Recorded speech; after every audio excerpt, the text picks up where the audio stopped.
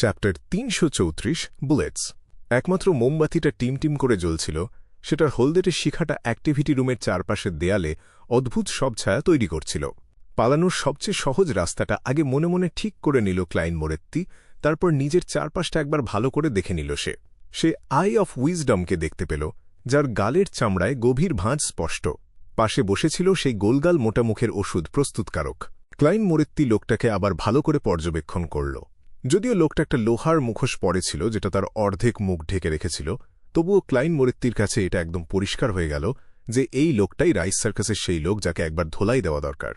ক্লাইন মোরেত্তি নিজের দৃষ্টি সরিয়ে নিল এবং গ্যাদারিং অফিসিয়ালি শুরু হওয়ার জন্য অপেক্ষা করতে লাগল। আর্টিজানের সমর্থনপ্রাপ্ত নারী বিয়ন্ডার এই ভিড়ের মধ্যে নিজেকে খুব ভালোভাবে লুকিয়ে রেখেছিল, তাই সে কথা বলার আগে ক্লাইন মোরেত্তি নিশ্চিত হতে পারছিল না যে সে আদৌ এখানে উপস্থিত আছে কিনা। কয়েক মিনিট পর আই অফ উইজডম তার মাথা উঁচু করে দেয়ালের ঘড়িটার দিকে তাকালো এবং একটু হাসল। আজকে এখানে অনেক মানুষ জমেছে, সে বলল। চলো শুরু করা যাক। তার কথা শেষ হওয়ার আগেই মোটা মুখের ওষুধ প্রস্তুতকারক তাড়াহুড়ো করে কথা বলে উঠল। আমার একটা এক্সপেরিমেন্টের জন্য একটা বিয়ন্ডার প্রাণী দরকার। সবচেয়ে ভালো হয় যদি সেটা কোনো পশু হয় এবং সেটাকে যদি আগে থেকেই বেঁধে রাখা হয়। এমন কোনো প্রাণী হতে হবে যেটা খুব বেশি বিপজ্জনক নয়। পশু জাতের কোনো বিয়ন্ডার প্রাণী? ক্লাইন মোরেত্তি মনে মনে একটু নড়ে চড়ে বসল। তার মনে পড়ল সার্কাস থিয়েটারে এই ওষুধ প্রস্তুতকারক যা বলেছিল। যতটুকু মনে পড়ছে, লোকটা নাকি পশুদের মনের কথা পড়তে পারত।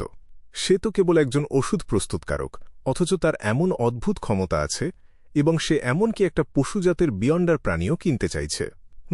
আমি তাকে স্প্রিং অফ এলবস ম্যারোক্রিস্টাল বিক্রি করার পর নিশ্চয়ই সে সব উপাদান জোগাড় করে পরবর্তী সিকোয়েন্সে চলে গিয়েছে। অন্যভাবে বললে, ওষুধ প্রস্তুতকারকের পরের সিকোয়েন্সটা কি বন্য পশুদের নিয়ন্ত্রণ করার সাথে সম্পর্কিত? নিজের কাছে থাকা তথ্যের উপর ভিত্তি করে ক্লাইন মোরেত্তি একটা অনুমান করার চেষ্টা করল।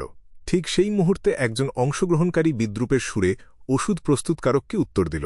কে নিজের কাছে একটা বিয়ন্ডার প্রাণী পুষে রাখবে? এটা যেমন বিপজ্জনক, তেমনি এটা খুব সহজে ধরা পড়ে যাওয়ার ভয় থাকে। তার চেয়ে কি এটা বেশি সহজ আর নিরাপদ নয় যে প্রাণীটাকে মেরে ফেলে সেটার বিয়ন্ডার উপাদানগুলো নিয়ে নেওয়া? মোটা মুখের ওষুধ প্রস্তুতকারক লোকটা এমন ছিল যে সে তর্কে হার মানতে চাইত না। সে সাথে সাথে পাল্টা বিদ্রূপ করল। কি বোকার মতো কথা! তুমি কখনোই গ্যারান্টি দিতে পারবে না যে একটা বিয়ন্ডার প্রাণীর শরীরে ঠিক সেই বিয়ন্ডার উপাদানটাই আছে যেটা তোমার দরকার, কিংবা তুমি ওটা নিশ্চিতভাবে বিক্রি করতে পারবে। তার চেয়ে বরং ওটাকে পোষ মানিয়ে নিজের সাহায্যকারী হিসেবে ব্যবহার করা অনেক ভালো। এতে তোমার শক্তি কয়েক গুণ বেড়ে যাবে। কথা বলতে বলতে তার গলা আস্তে আস্তে নিচু হয়ে এলো। তার মনে হল সে হয়তো খুব জরুরি কোনো গোপন কথা ফাঁস করে দিয়েছে।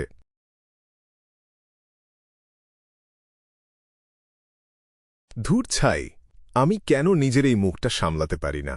ওষুধ প্রস্তুতকারক মনে মনে নিজেকে একটা চড় কষাল। যেমনটা ভেবেছিলাম ঠিক তেমনটাই ক্লাইন মোরেত্তি আলতো করে মাথা নাড়াল। এটা নিশ্চিত যে ওষুধ প্রস্তুতকারকের এই অনুরোধ কেউ পূরণ করতে পারল না। এখানে উপস্থিত বেশিরভাগ মানুষই ছিল লো সিকোয়েন্স বিয়ন্ডার, এবং ব্যাকলুন্ডে তাদের সামাজিক অবস্থান খুব একটা উঁচুতে নয়।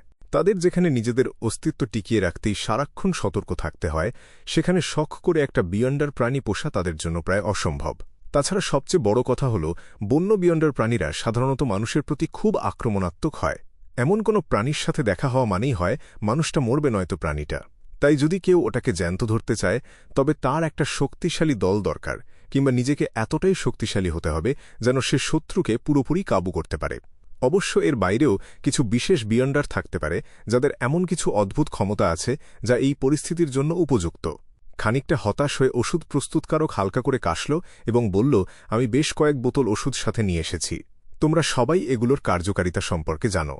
যদি কারো এগুলো দরকার হয়, তবে গ্যাদারিং শেষ হওয়ার কিছুক্ষণ আগে আমাকে জানাতে পারো। ক্ষত সারানোর কিছু ওষুধ, নিজেকে হিংস্র করে তোলার ওষুধ, আর সেই বিশেষ ক্ষেত্রে নিজের ক্ষমতা বাড়ানোর ওষুধ। ক্লাইন মোরেত্তি মনে মনে লোকটাকে নিয়ে একটু রসিকতা করল। সে মৃদু হাসল এবং একটা পরামর্শ দিল। তুমি একটা সিকোয়েন্স ৯-এর ফর্মুলা কিনতে পারো, সেটার জন্য দরকারি বিয়ন্ডার উপাদানগুলো জোগাড় করতে পারো, এবং তারপর সেই পশনটা বানিয়ে তোমার পছন্দের প্রাণীকে খাওয়াতে পারো। এইভাবে তোমার কাছে একটা সিকোয়েন্স ৯-এর বিয়ন্ডার প্রাণী থাকবে, এবং তুমি পরবর্তী পশনগুলো দিয়ে ওটাকে আরও উন্নত করে তুলতে পারবে। অবশ্যই এটা তখনই সম্ভব যদি তোমার কাছে যথেষ্ট টাকা থাকে, এবং যদি সেই প্রাণীটা নিয়ন্ত্রণ হারিয়ে পাগল হয়ে যায়, তবে সেটা সামলানোর ক্ষমতা তোমার থাকে। ওষুধ প্রস্তুতকারক কয়েক সেকেন্ডের জন্য স্তম্ভিত হয়ে গেল।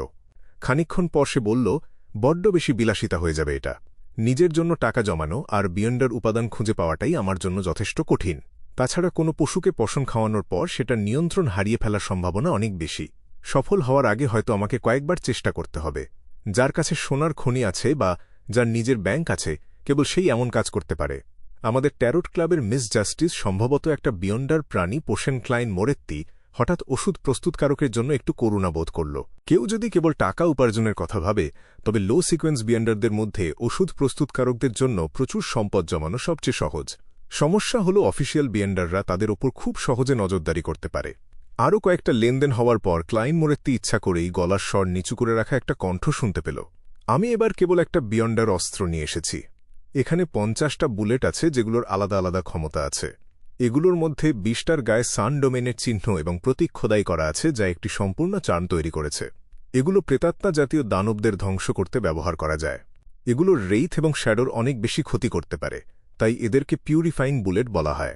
বাকি 20টা বুলেট হল কলুষিত প্রাণীদের জন্য, যাদের বলা হয় ডেমন হান্টিং বুলেট। বাকি 10টা বুলেট শয়তান ঘরানার দানবদের বিরুদ্ধে কাজ করে, যাদের এক্সোরসিজম বুলেট বলা হয়। এগুলোর কার্যকারিতা 18 মাস বা তার বেশি সময় পর্যন্ত থাকবে। 50টা বুলেটের দাম 500 পাউন্ড অথবা বারবারিয়ান পশন ফর্মুলা। এর সাথে সঠিক মাপের একটা রিভলভারও ফ্রিতে দেওয়া হবে। গতবার আমার দেওয়া পরামর্শ অনুযায়ী তারা সত্যিই এই বুলেটগুলো বানিয়েছে। দেখে মনে হচ্ছে এগুলো সাধারণ বিয়ন্ডার অস্ত্রের চেয়ে অনেক বেশি জটিল। পুরো এক সেট বানাতে তাদের বেশ লম্বা সময় লেগে গেল ক্লাইন মোরেত্তি। অন্য কাউকে সুযোগ না দিয়ে সরাসরি বলল, আমার কাছে বারবারিয়ান পশন ফর্মুলা আছে। ঠিক এই সময়ে একজন বেশ লম্বা মানুষ একটা দাম হাঁকাল, 550 পাউন্ড। বর্তমান যুগে একটা রিভলভার হল ব্যবহার করা এবং সাথে নিয়ে ঘোরার জন্য সবচেয়ে সুবিধাজনক বিয়ন্ডার অস্ত্র। নিজে লুকিয়ে রাখা সেই নারী বিয়ন্ডারের কণ্ঠে চাপা আনন্দ খেলে গেল। সে বলল, স্যার, আমি দুঃখিত, আমি বারবারিয়ান ফর্মুলাটাই নিতে চাই। 600 পাউন্ড। লোকটা আবার দাম বাড়িয়ে দিল। না, এটা টাকার ব্যাপার নয়। আর্টিজানের সমর্থনপ্রাপ্ত নারী বিয়ন্ডার ক্লাইন মোরেত্তির দিকে একবার তাকাল। ঠিক আছে, ডিল ফাইনাল। কিন্তু দয়া করে ফর্মুলাটা ওল্ড মিস্টার আই অফ উইজডমের কাছে দিন, যেন তিনি এটা যাচাই করতে পারেন। যাক, বাঁচা গেল। ভালোই হয়েছে যে আমি ব্ল্যাক এম্পারর কার্ডটা পেয়েছিলাম। তা না হলে আজকে এমন একজন মানুষের মুখোমুখি হওয়ার পর যে এত নির্দয়ভাবে দাম বাড়িয়ে দিতে পারে, আমার নির্ঘাত অনেক টাকা লোকসান হয়ে যেত। ক্লাইন মোরেত্তি তার আলখাল্লাটা একটু গুছিয়ে নিয়ে ভেতরের পকেট থেকে আগে থেকেই লিখে রাখা বারবারিয়ান ফর্মুলাটা বের করল এবং একবার দেখে নিল। Sequence 8 barbarian. প্রধান উপাদান গ্রাস অফ ম্যাডনেস, একটা ল্যান্ড রাইনোসোরাসের শিংয়ের মাঝখানের ক্রিস্টাল। আনুষঙ্গিক উপাদান একটা গভীর রেখাওয়ালা আখরোট, একটা ফ্র্যাগ্রেন্স হর্নেট গ্রাস, 10 মিলিলিটার পপুলার গাছের ছাল ভেজানো রস, 100 মিলিলিটার মদ। সবকিছু ঠিক আছে কি না নিশ্চিত হওয়ার পর ক্লাইন মোরেত্তি কাগজটা ভাঁজ করে অ্যাটেন্ডেন্টের হাতে দিল। আগের মতোই আই অফ উইজডম তার সেই ছোট ছোট হীরা বসানো আংটিটা বের করল। সে একজন নোটারির বিয়ন্ডার ক্ষমতার অনুকরণ করল এবং নিশ্চিত করল যে ফর্মুলাটা সঠিক। এই বৃদ্ধ যখন ঘোষণা করল যে ফর্মুলাটা সঠিক, তখন আর্টিজানের সমর্থনপ্রাপ্ত নারী বিয়ন্ডার স্বস্তির নিঃশ্বাস ফেলল। সে তালুর সমান বড় একটা বর্গাকার লোহার বাক্স বের করল। অ্যাটেন্ডেন্ট যখন ফর্মুলাটা তাকে দিল, সে খুব আগ্রহ নিয়ে সেটা খুলে কয়েকবার পড়ল, যেন সে ওটা এখনই মুখস্থ করে ফেলবে। অন্যদিকে ক্লাইন মোরেত্তি চট করে বাক্সটা খুলে ভেতরে দেখল। ধাতব বাক্সের ভেতরে 3 ধাপে বুলেটগুলো সাজানো ছিল। এক সারির বুলেটগুলো থেকে হালকা সোনালি আভা বের হচ্ছিল, যেন সেগুলোকে এইমাত্র গরম পানি থেকে তোলা হয়েছে। আর এক সারির বুলেটগুলো পুরোপুরি রূপালী রঙের এবং সেগুলোর ওপর নকশা করা ছিল, যা দেখতে একই সাথে শীতল কিন্তু পবিত্র লাগছিল। যে সারিতে সবচেয়ে কম বুলেট ছিল সেগুলো পিতল রঙের ওপর সোনালি চমক দিচ্ছিল। সে অস্পষ্টভাবে সেগুলোর গায়ে খোদাই করা বেশ কিছু চিহ্ন এবং প্রতীক দেখতে পেল। হ্যাঁ, এগুলো আসল মিস্টিকজম বা রহস্যবিদ্যার জ্ঞান ব্যবহার করে ক্লাইন মোরেত্তির বুলেটগুলো চিনে নেওয়ার ক্ষমতা ছিল। সে বাক্সের ঢাকনাটা লাগিয়ে দিল এবং ওটা নিজের আলখাল্লার ভেতরের পকেটে রেখে দিল। ফ্রি পাওয়া রিভলভারটা তেমন বিশেষ কিছু ছিল না। বন্দুকটার বডি ছিল গাঢ় পিতল রঙের এবং হাতলটা তৈরি করা হয়েছিল আখরোট কাঠ দিয়ে। যেহেতু পুলিশি তল্লাশির সময় সে তার কাঁধের হোলস্টারটা হারিয়ে ফেলেছিল, তাই ক্লাইন মোরেত্তিকে রিভলভারটা কোমরে গুঁজে কাপড়ে ঢেকে রাখতে হল। লেনদেন শেষ করে সে অ্যাক্টিভিটি রুমের চারদিকে একবার তাকাল এবং ইচ্ছা করেই গলা চড়িয়ে বলল, আমার সান হোলি ওয়াটার এবং সান স্যাক্রেড অ্যাম্বলেমের মতো শক্তিশালী পবিত্র করার কিছু জিনিস দরকার। আমি এগুলোর জন্য সোনা দিয়ে দাম দিতে পারি অথবা চাইলে কোনো ফর্মুলা দিয়েও অদলবদল করতে পারি, যেমন বারবারিয়ান এর পরবর্তী সিকোয়েন্স ব্রাইবার। অবশ্যই যদি মিস্টিকজম বা বিয়ন্ডার জগৎ সম্পর্কে কোনো প্রশ্ন থাকে যার উত্তর জানা দরকার, তবে আমি চেষ্টা করতে পারি, যদিও আমি গ্যারান্টি দিচ্ছি না যে সব উত্তর দিতে পারব। এসব শুনে ওষুধ প্রস্তুতকারক চোখ কপালে তুলল। তার মনে হচ্ছিল এই লোকটাই নির্ঘাত সেই লাকি ছোকরা। কিন্তু সে তো সেদিন বিয়ন্ডার হল, তার কাছে এত দামি দামি জিনিস এলো কোত্থেকে? সে যত বেশি এটা নিয়ে ভাবতে লাগল, তার তত বেশি মেজাজ খারাপ হতে লাগল। তার মনে হতে লাগল যে সে হয়তো সেদিন ভুল সিদ্ধান্ত নিয়েছিল। ভাগ্যই হল আসল কথা। যে নারী বিয়ন্ডার বারবারিয়ান ফর্মুলাটা কিনেছিল, সে নিজেকে আর সামলাতে পারল না। সে প্রায় নিজের আসল গলাতেই বলে ফেলল, আমার কাছে তোমার দরকারি কোনো জিনিস নেই, কিন্তু আমি তোমাকে ক্যাশ টাকা দিতে পারি। ৮০০ পাউন্ড। ক্লাইন মোরেত্তি তার মুখের আগায় চলে আসা ডিল শব্দটা কোনোমতে গিলে ফেলল। সে এক মুহূর্তের জন্য ভাবল এবং তারপর হাসল। আপাতত আমি কেবল অদলবদল করার কথাই ভাবছি। পরের গ্যাদারিংয়ে আমার আবার আসার সম্ভাবনা আছে। তুমি আগেভাগে দরকারি জিনিসগুলো খুঁজে রাখতে পারো। আপাতত নারী বিয়ন্ডার শব্দটা নিয়ে কিছুক্ষণ ভাবল এবং ধীরে ধীরে মাথা নাড়াল। ঠিক আছে। এরপর আর কেউ কিছু বলল না এবং ক্লাইন মোরেত্তির প্রয়োজনগুলোও মেটানো গেল না। ব্যাকলুন্ডে বা লোয়েন কিংডমে ইটার্নাল ব্লেজিং সানের অনুসারীদের ধর্মদ্রোহী হিসেবে গণ্য করা হয়, তাই সরকারি মাধ্যমের বাইরে এমন জিনিস খুব কমই পাওয়া যায়। ক্লাইন মোরেত্তি কিছুটা হতাশ হলেও খুব একটা চিন্তিত হল না। তার কাছে একটা বিকল্প পরিকল্পনা ছিল। তার পরিষ্কার মনে আছে যে মিস জিও একবার পবিত্র হওয়ার জন্য ইটার্নাল ব্লেজিং সানের একজন বিয়ন্ডার অনুসারীকে খুঁজেছিল, আর যে নারী ব্রাইবার ফর্মুলাটা পাওয়ার জন্য ব্যাকুল হয়ে আছে সে নিশ্চয়ই ক্লাইন মোরেত্তির পছন্দের জিনিসগুলো পাগলের মতো খুঁজবে। ক্লাইন মোরেত্তি কথা বলা বন্ধ করে বাকিদের কথাবার্তা শুনতে লাগল। গ্যাদারিং যখন প্রায় শেষের দিকে, তখন সাধারণ গড়নের একজন অংশগ্রহণকারী, যার কোনো বিশেষ বৈশিষ্ট্য নেই, সে নিজের মুখের লোহার মুখোশটা একটু চেপে ধরল। সে খুব গম্ভীর কণ্ঠে বলল, আমার একটি প্রাপ্তবয়স্ক ব্ল্যাক উইডো স্পাইডারের সিল্ক গ্ল্যান্ড দরকার।